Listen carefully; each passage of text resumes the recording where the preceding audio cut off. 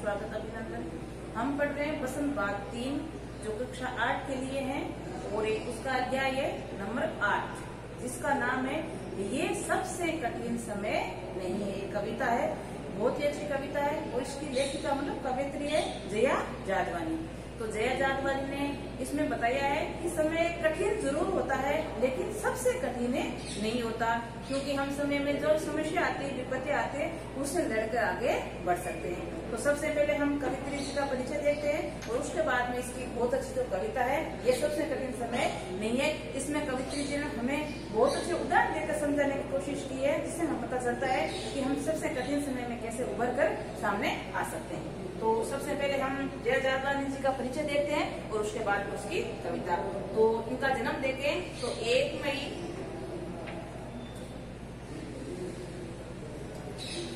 1959 ईस्वी के अंदर होता है और हम स्थान देखें इनका तो मध्य प्रदेश के अंदर इनका जन्म होता है। और हम इनकी शिक्षा देखें तो इन्होंने शिक्षा रायपुर विश्वविद्यालय से प्राप्त की है।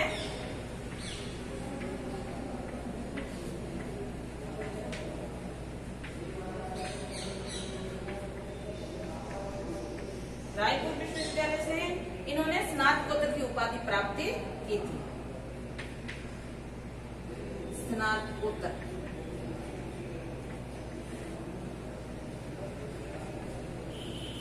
उपाधि दी है। और जो मनोविज्ञान में इन्होंने एमए किया है, मनोविज्ञान विषय के अंदर इन्होंने क्या किया है, एमए।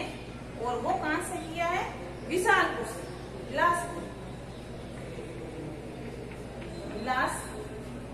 से इन्होंने मनोविज्ञान में एमए किया है। और इनकी हम मुख्य रचनाएं देखें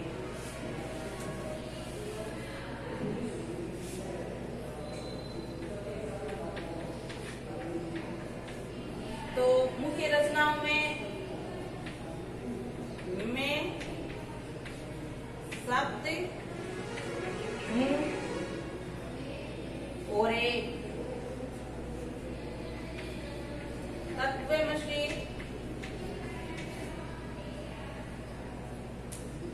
मुझे ही होना है बात, मुझे ही होना है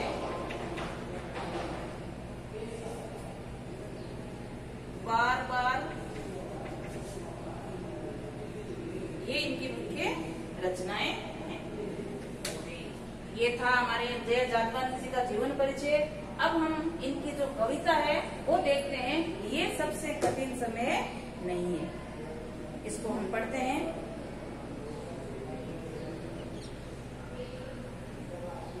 तो कविता शुरू करते हैं। नहीं, ये सबसे कठिन समय नहीं है, अभी भी दबा है चिड़िया की चोंच में तिनका। हमारी जो कवित्री है दया जी वो हमें कह रहे हैं कि अब अभी सबसे कठिन समय नहीं आया है, क्योंकि अभी भी मैंने देखा है कि चिड़िया की चोंच में तिनका दबा है। चिड़िया चोंच में तिनका क्यों दबाती है, अपना घर बनाने के लिए, अपना घोंसला बनाने के लिए। इसलिए कवित्री जी कह रहे हैं कि अभी सबसे कठिन समय नहीं आया है, क्योंकि चिड़िया को खाना मिल रहा है, दाना मिल रहा है, तभी वो अपना निवास स्थान बना रही है। आगे देखते हैं। और वे उड़ने की तैयारी में, मतलब चिड़िया तिनका लेकर उड़कर जहाँ अपना घोंसला बना रही है वहाँ जाने के लिए तैयार है। अगला उदाहरण देखते हैं हम इसी में ही।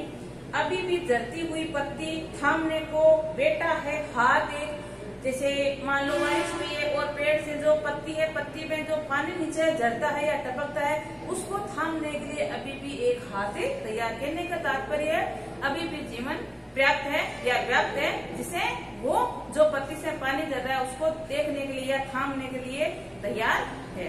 अगला हम उदाहरण देखें तो दिया है, अभी भी भीड़ है स्टेशन पर, अभी भी एक रेलगाड़ी आती है गंतव्य तक।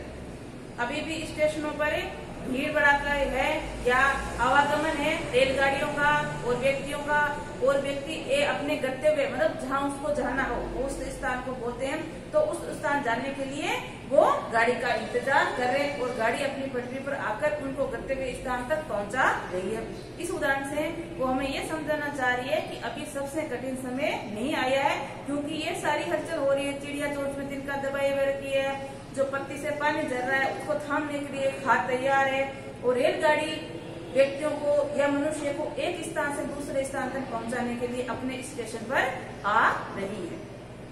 आगे हम देखें, जहाँ कोई कर रहा होगा प्रतीक्षा, और जो गंतव्य स्थान पर पहुंचाने के बाद हमारे परिवारजन या जो प्रतीक्षा कर रहे हैं या जो जा रहे हैं उनकी प्रतीक्षा कर रहे हैं, वो उनको रोक रहे हैं कि कब आप आओगे और कब हम देखें। ठीक है, आगे हम इसी में दूसरा अंतरा देखें। अभी भी कहता है कोई किसी को जल्दी आ जाओ, अब सूरज डूबने का वक्त हो गया है, अभी कहाँ जाना है। अबे कोई कहीं परिवार जन बाहर गए हुए हैं तो उनका आने का इंतजार अभी भी कोई कर रहा है, कितना समय हो गया आप अभी तक क्यों नहीं आए। तो इसे बात से पता चलता है कि अभी सबसे कठिन समय नहीं है। आगे उदाहरण और देकर बताती है, देखो इस कथा का आखिरी हिस्सा जो बूढ़ी नानी सुना रही है, सदियों दुनिया में तमाम बच्चों को अभी जाती है एक बस। अब जो नानी है बूढ़ी नानी, वो बच्चों को कहानियां अभी भी सुना रही है। कहानी किसकी सुना रही है? अंतरिक्ष के पार की दुनिया की। ठीक है, अंतरिक्ष से पार की दुनिया की, अंतरिक्ष पार की दुनिया की मतलब परियों की कहानियां सुनाती है। किस प्रकार परियां आपके लिए गिफ्ट वगैरह लेकर आती है या सपने में आती है, बताती है। इस प्रकार की कलात्मक कहानियां ये नानी बच्चों को सुना रही है। तो अंतरिक्ष के पार की दुनिया से लाइव बचे हुए लोगों की खबर वो कहानी के अंदर ही है। कहानी के अंदर जैसे मान लो एक परी है, और परी जो अंतरिक्ष में जो बेखबर व्यक्ति है उनकी खबरें ला रही। इस प्रकार की काल्पनिक कहानियां नानी सुना रही है। नहीं, ये कठिन समय नहीं है। इन काफी उदाहरणों से हमें पता चलता है कि सबसे कठिन समय नहीं आया है। किस किस के उदाहरण दिए हैं? जैसे चिड़िया के दिए हैं, चिड़िया चोंच में तिनका दबाए हुए घोंसला बनाने की तैयारी पर है। जो पत्ती चल रही है उसको थामने के लिए हाथ तैयार है। रेलगाड़ी का दिया है, गंतव्य स्थान पर पहुंचाने के लिए तैयार है। और कोई आ रहा है उसकी प्रतीक्षा करने के लिए बैठे हैं। और नानी वाली बात बताई है कि नानी सदियों से बच्चों को अंतरिक्ष की कहानियां सुना रही है। तो इन उदाहरणों से हमें पता चलता है कि अभी सबसे कठिन समय नहीं आया है। ठीक है, अब हम ये जो कविता थी आपकी छोटी सी, ज्यादा बड़ी नहीं है, साथ में हम इसी के प्रश्न उत्तर कर लेते हैं। तो आपका जो पहला क्वेश्चन है वो ये है, ये कठिन समय नहीं है, ये बताने के लिए कविता में कौन कौन से तर्क प्रस्तुत किए हैं स्पष्ट कीजिए। जो मैंने अभी अभी आपको बताए वही सारे तर्क इसके उत्तर में लिखने हैं। जैसे अभी भी चिड़िया चोंच में तिनका दबाकर उड़ने की तैयारी है, क्योंकि वो नीड़ का निर्माण करना चाहती है, मतलब अपना घोंसला बनाना चाहती है। इसी में दूसरा हम देखें उदाहरण, तो एक हाथ पत्ती को थामने के लिए तैयार है या पत्ती को सहारा देने के लिए तैयार है। तीसरा हम उदाहरण देखें तो रेलगाड़ी वाला है, तो रेलगाड़ी गंतव्य मतलब जहाँ आपको जाना है उस स्थान पर पहुंचाने के लिए स्टेशन पर तैयार खड़ी है। चौथा हम उदाहरण देखें तो नानी वाला है, नानी अभी भी बच्चों को अंतरिक्ष की कहानियां सुना रही है। और पांचवा देखें तो अभी भी कोई आपका इंतजार कर रहा है आने के लिए या प्रतीक्षा कर रहा है। तो इन सारे उदाहरणों से हमें पता चलता है कि अभी सबसे कठिन समय नहीं है। इसी का दूसरा क्वेश्चन है, देखो ये क्वेश्चन है, चिड़िया चोंच में तिनका दबाकर उठने की तैयारी में क्यों है? ये तिनके का क्या करती होगी? अभी आपको समझ में आ ही गया होगा कविता से ये क्वेश्चन में क्या पूछना चाहते हैं।